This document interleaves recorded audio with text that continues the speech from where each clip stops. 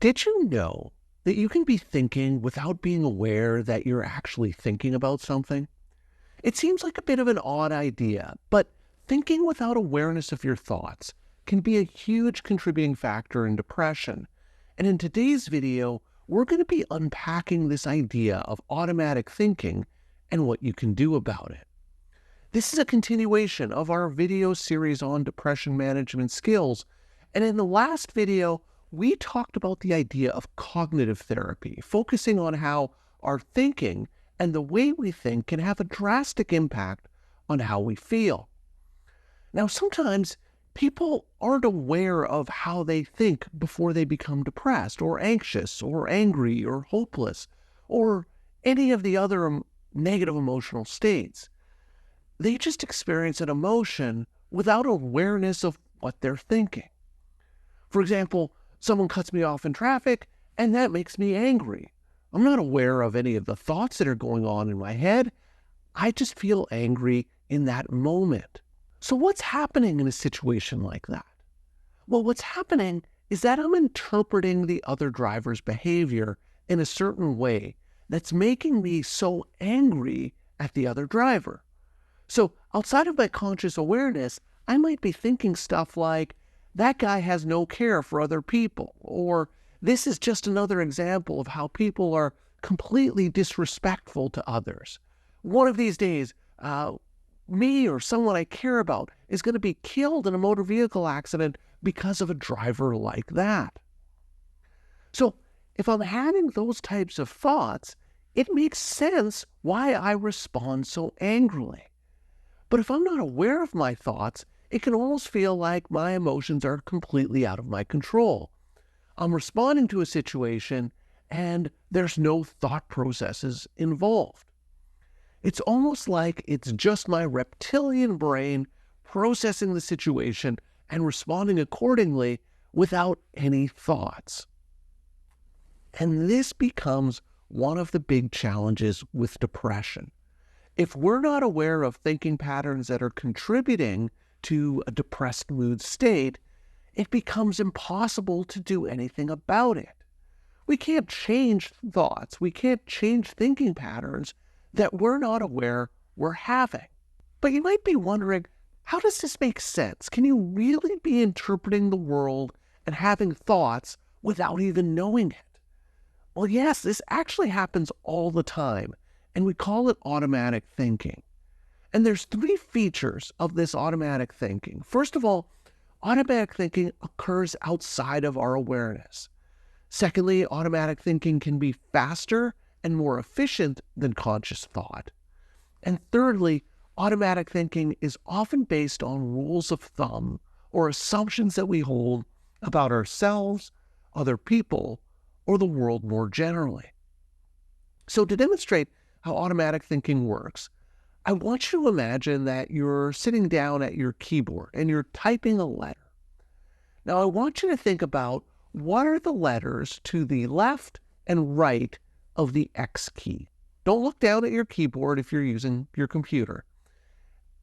Think about what are those letters. Do you have any idea?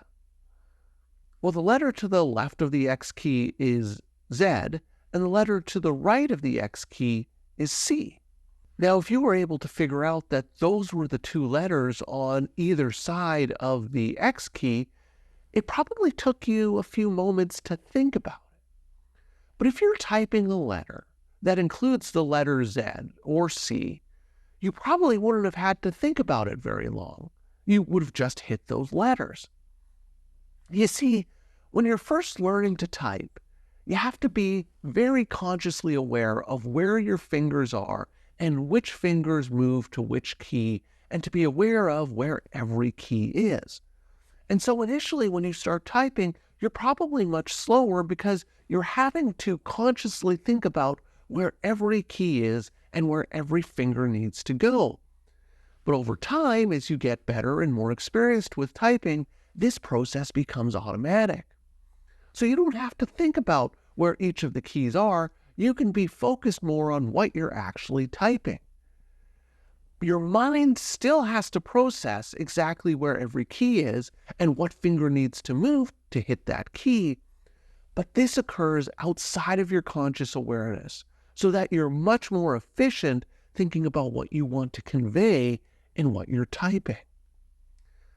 Another example, think about the first time you ever got behind the wheel of a car to go driving. Remember all of the things that you had to consciously be aware of while you were driving. Hands at 10 and 2 o'clock, how hard to step on the accelerator, when to step on the brake pedal, remembering to turn on the turn signal, checking the rearview mirror, remembering what the street signs mean, being aware of all of the other vehicles around you, where people are going, where you're going, remembering where you're driving to, etc., etc. It's overwhelming because you're having to consciously process all of that information and to think about all of those things that are going on while you're driving. But over time and with practice, you get to the point where you may have had the experience where you go driving somewhere and you don't even remember the drive. You just get to your destination. Your mind still has to be processing all of that information that was so overwhelming the first time you drove the vehicle. But now it's doing it in the background, so you're not having to be so consciously aware of all of those things. So the point of this is that we're all capable of performing extremely complicated and complex intellectual tasks without being aware of it. And this automatic thinking actually makes us a lot more efficient and a lot more capable of getting things done. So for example, if I'm writing a letter, I can be focused more on what I want to convey in that letter as opposed to where my fingers have to move to type certain letters. If I'm driving to a meeting, I can be more focused about what I'm going to be talking about at that meeting rather than having to consciously think about what to do when I approach a red octagonal-shaped sign.